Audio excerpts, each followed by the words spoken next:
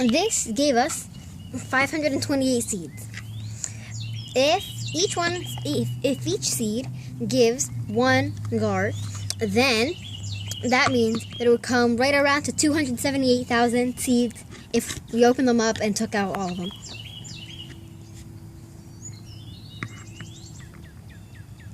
So this is just for one? Only one?